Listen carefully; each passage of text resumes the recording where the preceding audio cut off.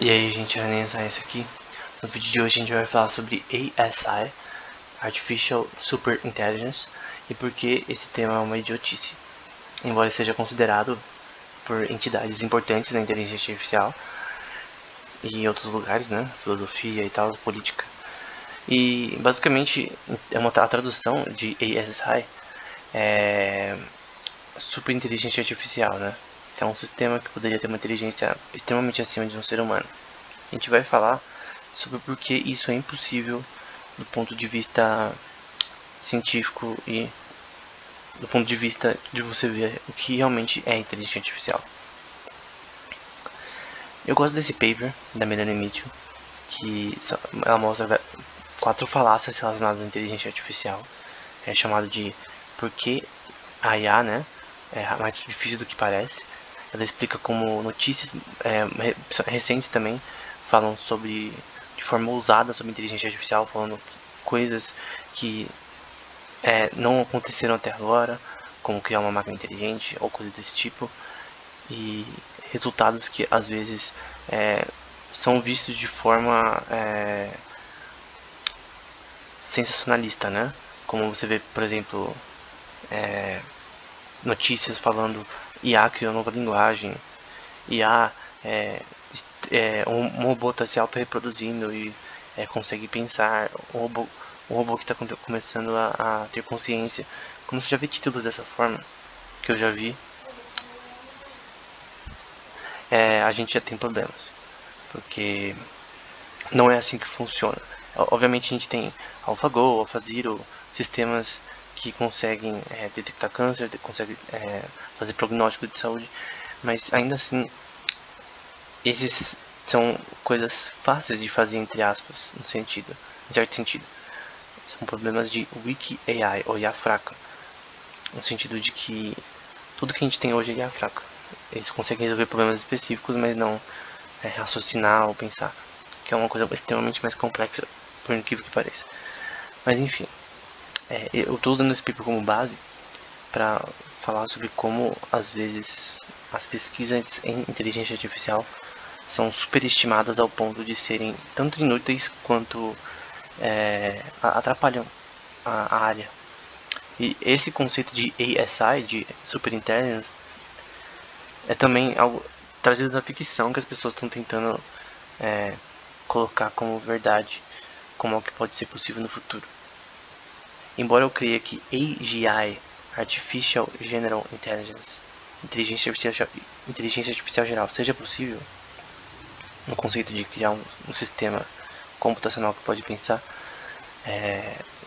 ASI eu não acho possível. Eu acho que é impossível e é uma idiotice continuar falando sobre isso até. Embora a gente tenha que dizer por que tá errado. Esse paper, ele é um paper no contexto aqui de alguém do departamento de biologia evolucionária, né? Então alguém que sabe na questão relacionada a como organismos vivos se comportam e se desenvolvem. E ele fala sobre super intelligence no contexto de inteligência artificial, dos problemas econômicos, dos problemas sociais que isso pode gerar para governos. Então ele mostra como esse tema ASI pode simplesmente trazer problemas para a sociedade, não ao ponto de destruí-la, mas ao ponto de enfraquecer ela de certa forma. Eu discordo totalmente com essa visão do paper. Eu não creio que, do ponto de vista neurocientífico, a gente pode criar uma super inteligência. Por quê? Primeiro que a gente não tem nenhum AGI. E segundo, a gente nem sabe como fazer. É um nível de complexidade que é comparar uma formiga com o Monte Everest. A formiga é onde a gente está, inteligência artificial, e o Monte Everest é onde a gente quer chegar. Só que a gente está na formiga ainda. É simplesmente muito errado pensar que a gente vai chegar em um ponto tão alto, tão fácil, tipo daqui a 10, 20, 40, 50, 100 anos.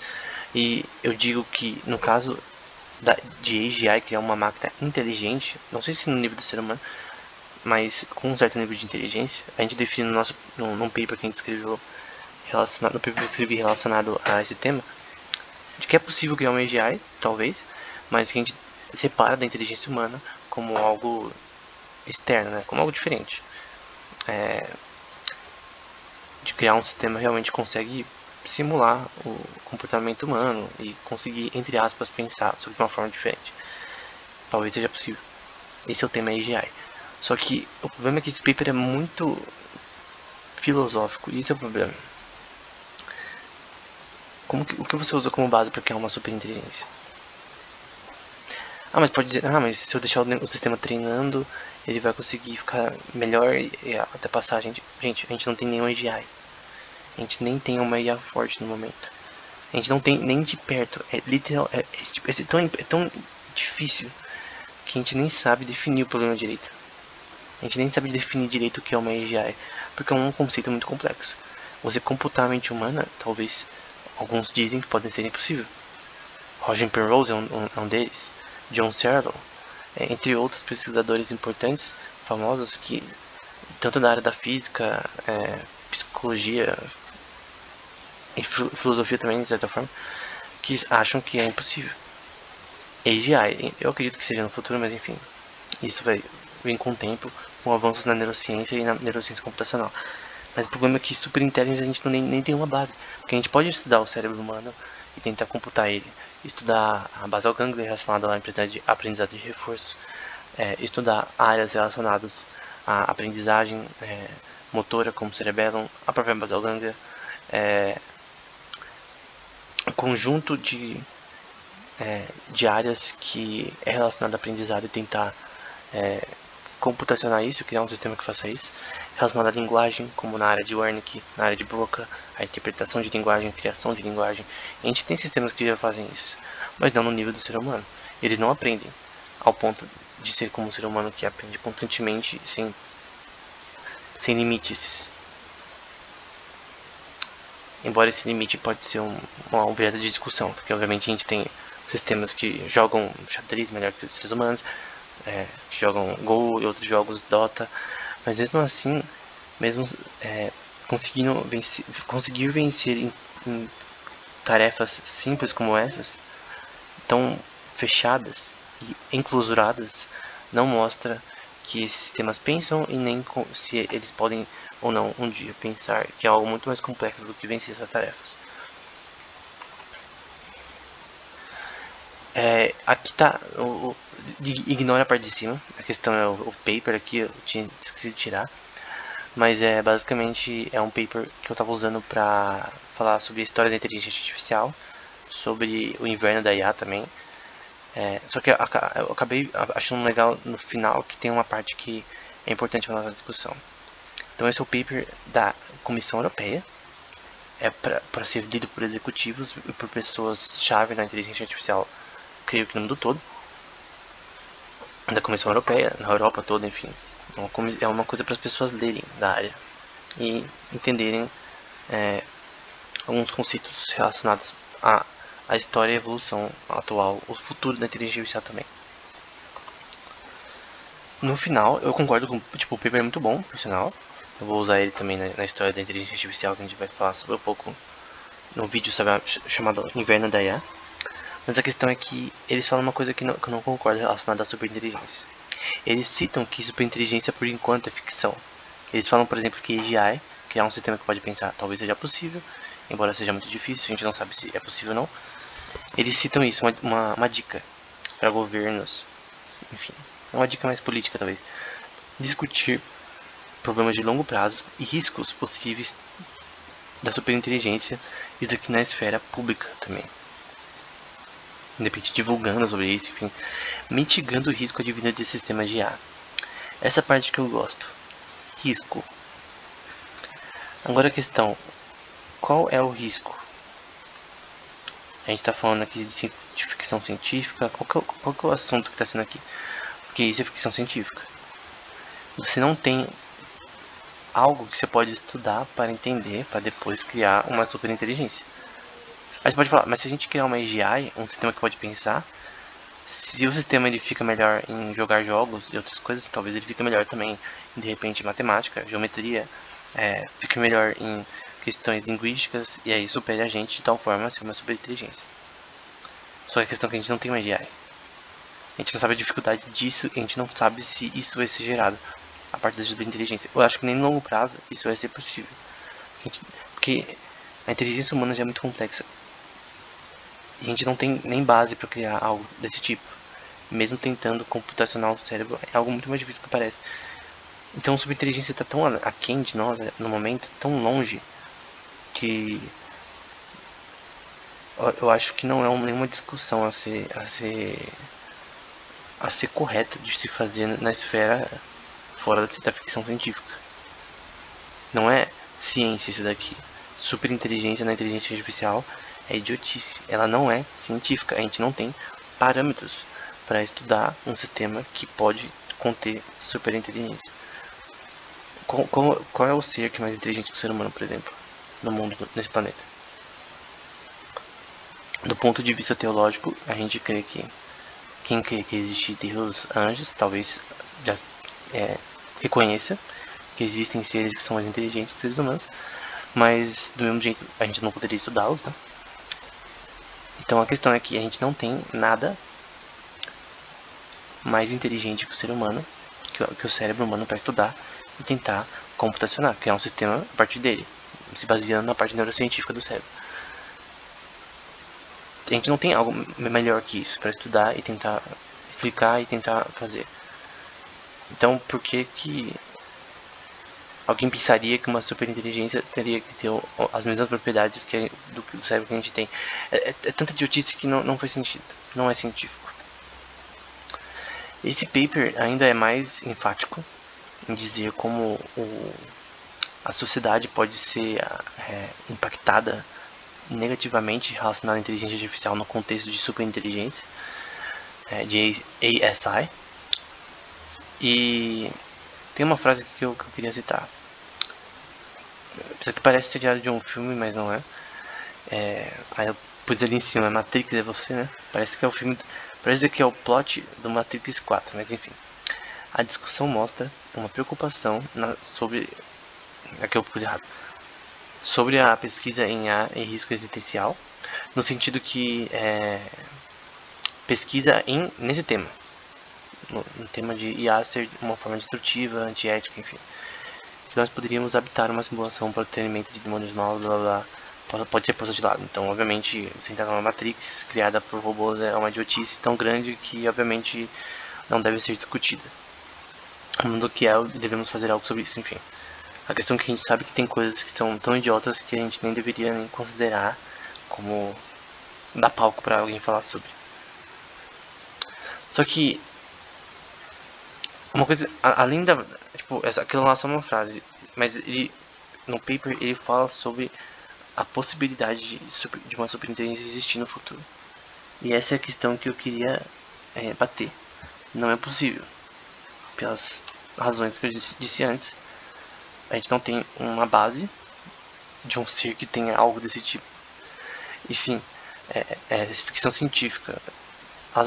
Esse paper às vezes parece que ele está falando sobre ficção científica mesmo. É por isso que quando você tenta falar sobre filosofia e não sobre ciência prática, experimentos ou teorias matematicamente baseadas na neurociência, você não tem o que falar. Você não consegue falar. É pseudociência, né? Aí ele vai falar aqui, citando outra pessoa: podemos confiar em aprendizado de máquina quando não entendemos o que está acontecendo por baixo dos panos. Então, no sentido de que IA poderia ter resultados destrutivos, né? Esse é um ponto que o Elon Musk fala muito. E que tem um cara contrário a ele, que é o Steven Pinker, se não me engano. Um cara relacionado, um pouco relacionado à linguagem e a linguagem no cérebro. É um cara mais relacionado à linguagem. E ele deu palestras na Royal Institution em Londres mais de uma vez, enfim. A questão é que essas falas do Elon Musk de outras pessoas, que a IA pode destruir o mundo e blá blá blá, até de Stephen Hawking também, enfim, é bobagem. Não tem nada a ver. Não é assim que as coisas funcionam no vida real, no mundo real. Quem pesquisa em IA vê isso e fica triste, porque as pessoas começam a ter um hype de que realmente isso é uma coisa que vai acontecer logo. No fim, essa é a razão do inverno da IA acontecer, de as pessoas cortarem fundos de IA no passado, porque o hype era tão grande que não teve nenhuma... a indústria investiu muito em inteligência artificial no passado, há 30, 40 anos atrás, e o hype foi abaixando porque não vinha resultados, porque as coisas não vêm rápido nessa área. E principalmente AGI, gente, o paper do Alan Turing relacionado à inteligência artificial em si e, de certa forma, no contexto de AGI, de que é uma máquina que consegue pensar, está muito longe de acontecer ainda. E ele escreveu isso em 1950, então faz 70 anos já, 72 anos que esse paper foi escrito. Em 70 anos a gente não fez avanços. A gente fez muitos avanços, né, em inteligência artificial, mas não o suficiente para a gente dizer que o sonho de Turing foi realizado, de criar uma máquina que consegue pensar sendo uma criança, enfim, ou algo do tipo. Essa frase está errada por quê? Porque não entendemos o que está acontecendo por baixo dos panos. Tem a questão de algumas pessoas falam que a inteligência artificial é alquimia, né? Tem uma discussão séria no Instituto de Estudos Avançados de Princeton, Center of Advanced Study, um centro que, por exemplo, Einstein participou um tempo, Kurt Gödel, entre outros. E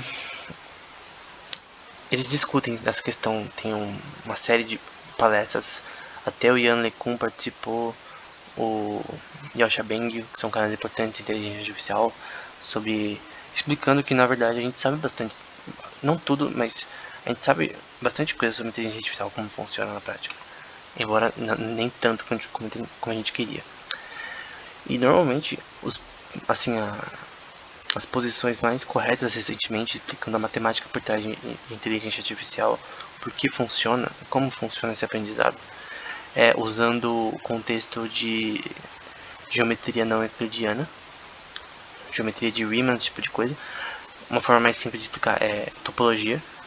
E topologia é uma coisa que normalmente é usada na parte de matemática para explicar como o cérebro funciona. A gente não sabe se realmente vai ter resultados positivos no futuro, mas é uma forma bem legal. E esse paper é muito legal. Quando eu vi, eu falei, nossa, interessante, né? A geometria no aprendizado sempre supervisado, né? Que é um modelo específico de inteligência artificial, né? Em que você tem um sistema tanto não supervisado como supervisado, né? E você tem categorias que estão tanto categorizadas de forma supervisada e de forma não supervisada sem um guia, né? E ele explica aqui com detalhes a forma como a gente poderia explicar inteligência artificial como manifolds, né, no contexto de geometria não euclidiana. Esse paper aqui também é importante, de Princeton, nesse caso, para doutor de filosofia, né, do Chao Ma. Doutor de filosofia não, é PhD provavelmente daqui. E basicamente sobre a teoria matemática de redes neurais para aprendizado de máquina, né? E é muito bom. E eu estava usando esse paper nos vídeos sobre matemática para Deep Learning que eu fiz no canal. Eu tenho até que continuar, que provavelmente vai ter uns 200 vídeos ainda, mas acho que tá no 14, alguma coisa assim. Mas enfim, também mostra o que a gente já entende de como IA funciona, que antes realmente a gente pensava que é algo totalmente sem sentido. E algo promissor neuromanifolds, né? Por que isso é importante? Porque é relacionado a esse paper. Porque isso aqui ele usa geometria não euclidiana, topologia, para explicar como IA funciona. E esse paper tá falando, é mais para neurociência, né?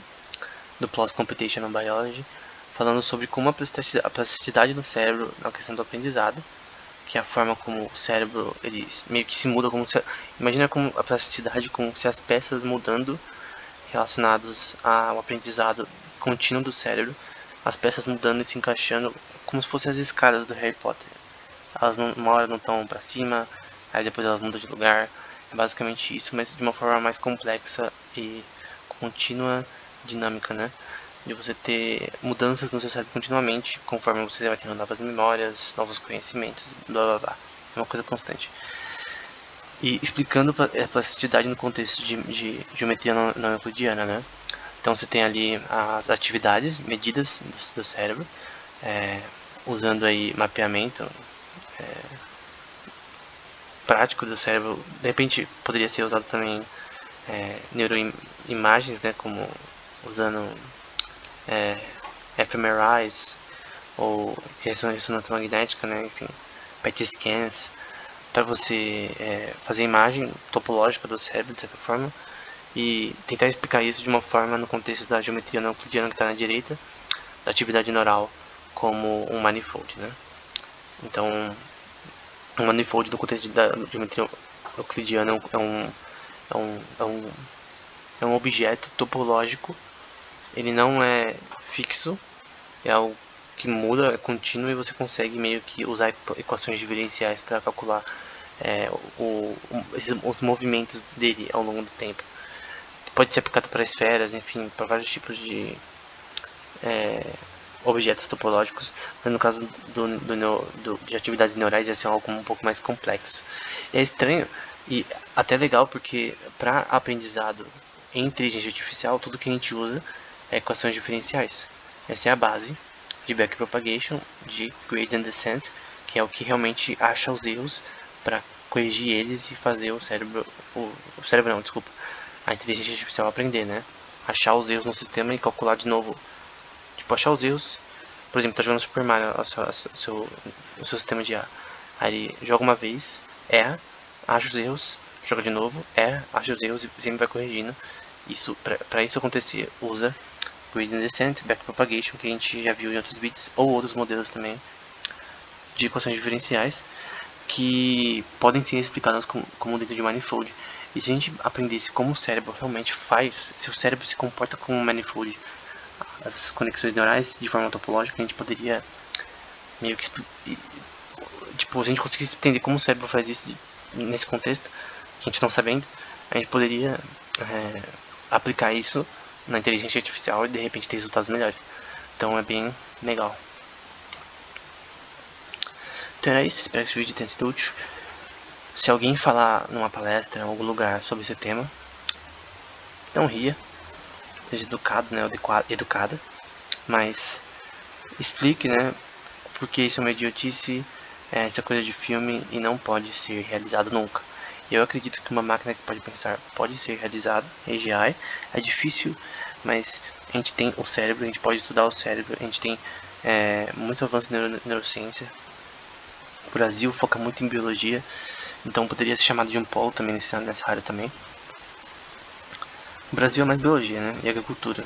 Você vê, eu tô falando de número de papers, né, publicados. Então, pesquisa em neurociência seria algo extremamente importante e entender como de forma matemática, né? Não só a parte fisiológica, mas a parte de aprendizado mesmo. Mas enfim, era isso. Até o próximo vídeo.